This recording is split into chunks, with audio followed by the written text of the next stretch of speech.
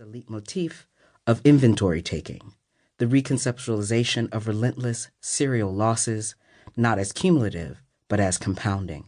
with the subject's loss, both object and subject, past and prospective, memory, and immediate threat.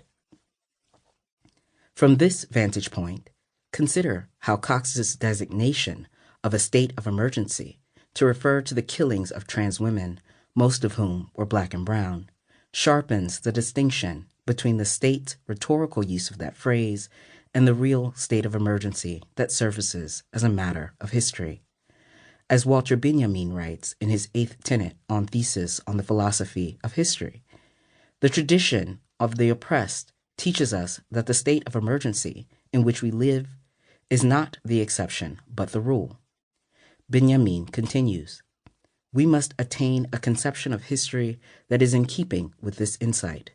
Then we shall clearly realize that it is our task to bring about a real state of emergency, and this will improve our position in the struggle against fascism." To put it differently, a real state of emergency occurs as a rupture in history, to reveal, as Homi Bhabha has written in his foreword to Fanon's Black Skin, White Mass, that the state of emergency is also always a state of emergence, in which the event of struggle challenges the historicist idea of time as a progressive, ordered whole. As such, Cox's gesture toward the numerous structural factors and institutional practices of racialized gender that delimit black and brown trans women's life chances expresses territories of violence, sites of vulnerability and precarity, and scenes of slow death, to which one might read into the etc., the prison system, asylums, and detention centers. These institutions and their emplacement within current biopolitical and necropolitical orders bear upon the problem of history as a mode of organizing time according to anti-black and anti-trans rule. They perpetuate racialized gender as the norm and as a necessary and naturalized consequence of the current order of things, this experience of which Kara Keeling describes as a spatio-temporal concern, as that intolerable yet quotidian violence that functions as the historical index of belonging to our time. Cox's comment, which emerges as an interruption in the flow of entertainment news to inhere within the disruptive temporality of mourning, is articulated within the persistent tense of the present as another indication of its break with teleological time. Her articulation of loss on behalf of the transgender community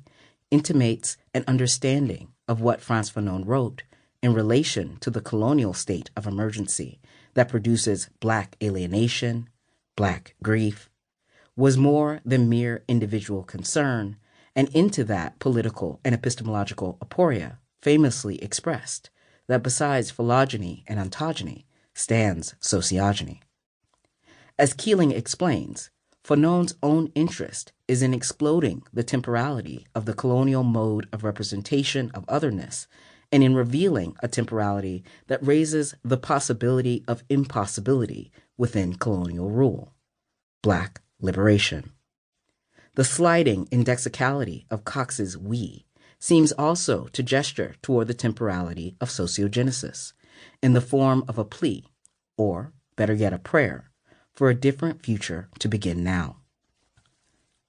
The named we of the transgender community that opened Cox's expression feels different from the undesignated we in the concluding flourish, which invents an intersubjective community called forth by the urgency of trans life matters, in which one can hear as an echo from the future what Kathy Cohen carefully elaborated in a question about the radical potential of a queer politic based on analyses of power rather than a fraught sense of shared identity. This, too, is what Kai M. Green and Trevor Ellison describe as tranifesting, as a politic and epistemic operation that attempts to bring forth forms of collective life that can enliven and sustain us in a future worth living. It is in this sense that Cox's final rhetorical flourish, "We need to make sure that trans lives matter," which indexes without